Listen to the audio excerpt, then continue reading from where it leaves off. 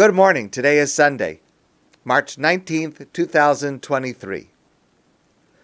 Several weeks ago, Israel's Justice Minister, Yariv Levin, tabled a plan to drastically alter the judicial system in Israel.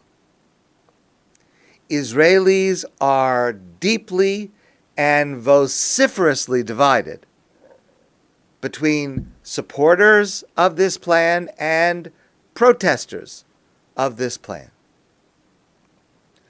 I am not an expert in the details of the issues, so I have tried over the last number of weeks to educate myself by speaking to and reading from a wide group of experts from across the political spectrum. Because to understand any complex issue, you have to listen first, and you have to understand all sides the way each side explains themselves.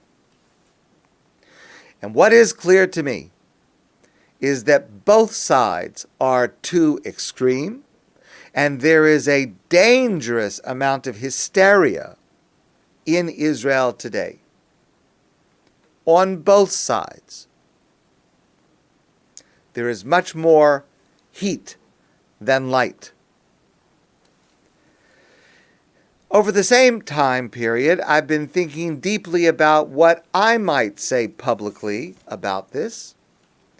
Like many of you, I have strong opinions about what is happening in Israel today.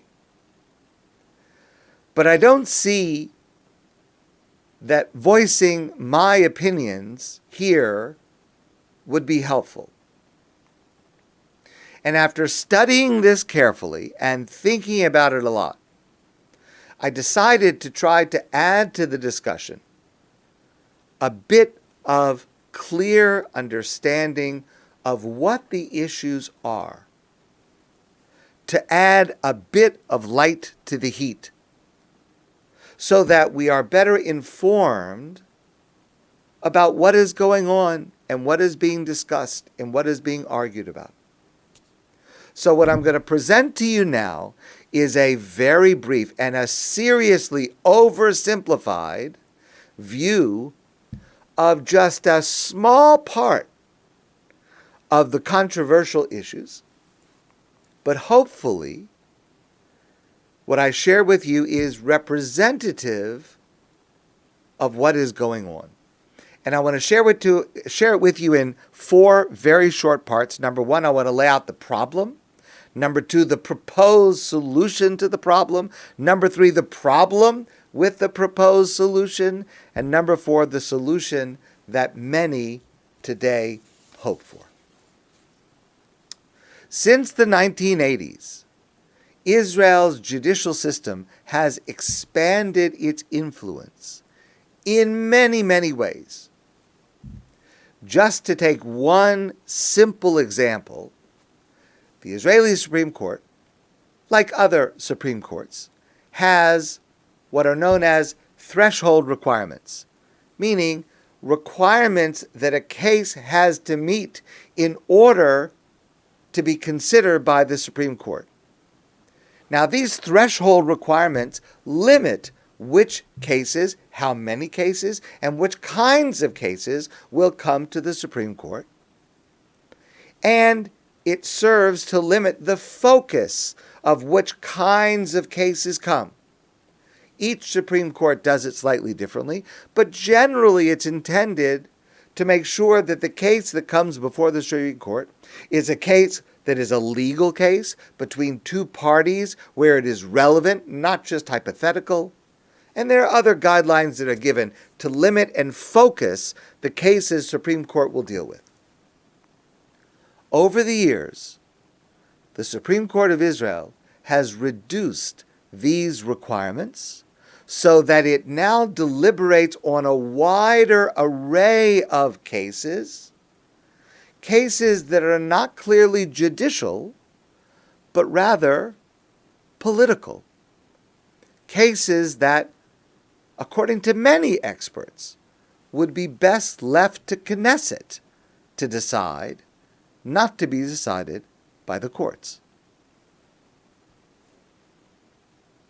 And there are other examples, such that a wide range of experts on all sides of this controversy believe the Supreme Court of Israel needs reform.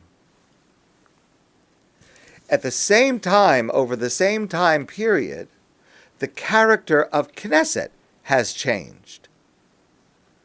Earlier, early 1980s, Knesset was dominated by one or two, maybe three large parties with a number of very, very tiny parties. And the character over these last couple of decades has changed in the Knesset as increasingly the coalition in power is comprised of a larger number of smaller parties and more extreme parties. So, in order to be able to create a coalition, it's not simply the party with the largest number, which almost by itself creates the coalition, takes one or two smaller parties and has a coalition that is relatively homogeneous. What we've seen increasingly, especially in the last few years, is that because the parties are all smaller, there are no dominant parties, and in order to create a coalition, which is a simple majority in Knesset, a larger number of parties have to be gathered, and those parties tend to be more extreme, speaking to their own smaller bases. And the result of this is that it gives outsized influence to smaller parties, again, which represent smaller groups of voters, and to more extreme voices in Israeli society. Now, Levin's proposal addresses many areas of judicial overreach, and I'm just going to take one example, again, just one. There are many, many others and a lot more to discuss. But this is something that is being discussed today, literally, as we speak in Israel. Currently, before any reform, all judges in Israel, at every level of the judiciary, are appointed by a judicial appointments committee. Now, that judicial appointments committee is comprised of Supreme Court justices, government ministers, members of Knesset, and lawyers. The idea is that it should be a wide coalition of individuals so that all of the voices that are relevant would be heard and participate in choosing judges, because that's such an important task. But for a number of years lately, the judges and the lawyers have often voted together, minimizing the ability of the government and the Knesset to have any impact on who is appointed. The Levin plan would change the composition of this committee so that the government in power, listen carefully please, meaning the Prime Minister and his coalition partners, would hold the majority of the appointments committee. Now, this is just one part of a much larger plan, but it is this detail that is perhaps the most controversial for the following reason. This plan, the Levin plan, is titled the plan to reinforce the separation of powers. So it has as its stated goal to lessen the power of the judiciary and to more equally share it with the other branches of the government in order to equalize those powers. That is what is necessary in a healthy democracy. But here's the problem with the proposal. It claims to rectify the imbalance, but the result of the proposal will be an even greater imbalance in the other direction. because by giving a majority to this committee of not even the Knesset as a whole, but to the governing coalition, that means the government in power, which may have been elected with a very slim majority and may have even been elected through less than 50% of the votes, which is in fact the case today, and may be a coalition of many, many small parties who are of extreme parties, that smaller group now will have exclusive control over the appointment of every single judge in Israel with no oversight.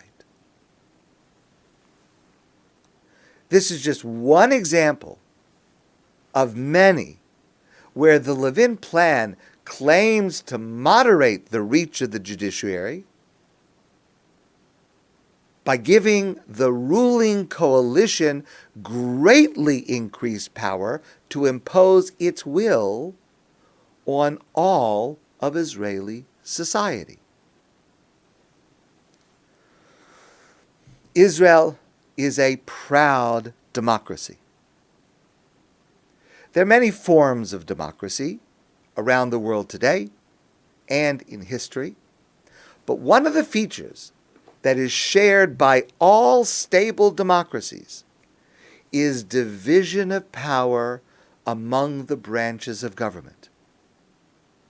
For the coalition in control to take all the power for itself, all the power to appoint judges, all the power to overrule court decisions, all the power to limit the court's ability to declare a law unconstitutional. And again, let's focus on what that means.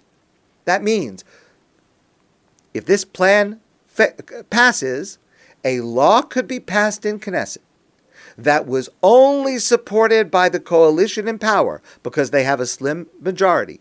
Even though they do not represent the majority of Israelis, they receive less than 50% of the popular vote. And even though that coalition is comprised of many, many small extreme parties that do not speak for most Israelis, they could pass a law that is no longer subject to judicial oversight. No court would be able to say that's unconstitutional. You're trampling on the rights of the minorities. You are enacting a law that is unfair, that is unreasonable. The court would have no such power to do so under this plan.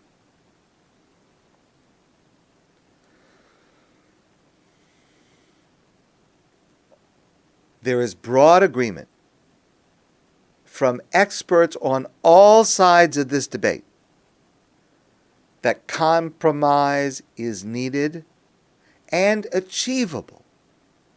The contours of compromise are obvious. And there are today several proposals that are being discussed. The only ones refusing to discuss compromise